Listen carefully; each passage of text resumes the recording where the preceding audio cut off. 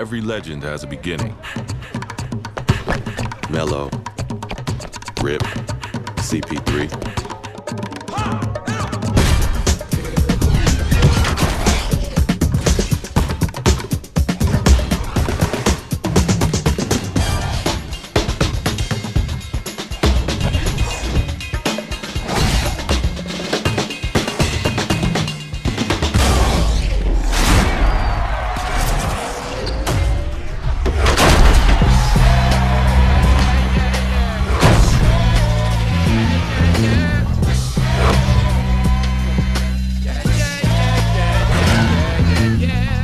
Put your home court on the map.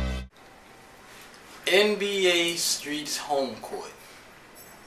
If by that means your favorite NBA star is leaping 50 feet in the damn air, doing backflips like they Jackie Chan, then okay, fine. I never seen that in my home court, but you might see that at your home court. This is NBA Street's home court for the Xbox 360 and PlayStation 3. Let's get into it. Now, the game, like, pretty much the name, like it speaks for itself.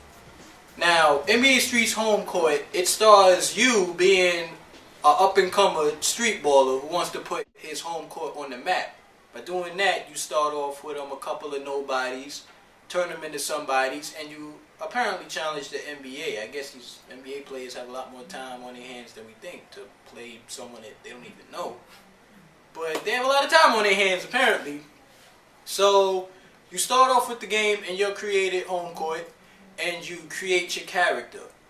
And I think that the character creation is probably the weirdest thing, because you don't make eyes and nose and combine them together and all this. Actually, what you do is you take one NBA player, and then you take another NBA player, and you kind of create a cross between them. So, like, I don't know, you feel kind of weird. Like, when I created my character, I'm asking myself, so does this mean that I think that this NBA character looks pretty for me to choose him? Like, it's kind of weird. But we just gonna let that slide because there's so much more for us to get into. Now, the gameplay, it is a little different from what we've experienced before. We went from just pressing one button in different directions, pulling off different tricks, and then in NBA Streets Volume 3, we even had the trick stick. But now this time what we have is called the Trick Remixer. With that is we use two buttons to do tricks, and then we have a modifier shoulder button that kind of remixes that trick. So it's like you're chaining up combos, coming up with different tricks and all of that. It's a great way to express creativity. And along with that, compared to how like the regular gameplay has felt before, it's not too different. But at the same time, you can sense a little difference in it. Like, you still have the regular steal button, the same rebound button, the same shove button. Like, all of these, like all of these same functions are still there. Turbo, everything. Only thing is that it may be just a little different how you pull it off this time. Plus with the Trick Remixer, it kind of does make it different. So this is going to be really easy for people that haven't experienced any of the NBA Streets. But it may be just a little bit difficult, like at first, to like get a grasp on the game for people that are veterans like me. But it's not going to take that long for you to get used to it. It's going to take like a good 2-3 games. After that, you're going to be doing like pretty much the skills from the past is going to carry on without no excuses or the controls, because you should have like got the grasp of it by then. And the moves itself, you're going to be doing things. You're going to be breakdancing with the ball. You're going to be doing double dunks, earning 2 points by dunking the ball twice in a row. Like, you're going to be jumping off people's backs, scoring dunks like that. And all of these, and like most of these stuff, you're going to be doing without a game breaker. Now, for anyone that doesn't know what a game breaker is, that's when you get your, or at least what I like to call your points meter all the way up for you to score a game breaker. A game breaker is like what gives you that extra edge, and it gives you like that extra, boost to pull out some more of the over-the-top stuff. But the stuff that you do in this game is so over the top.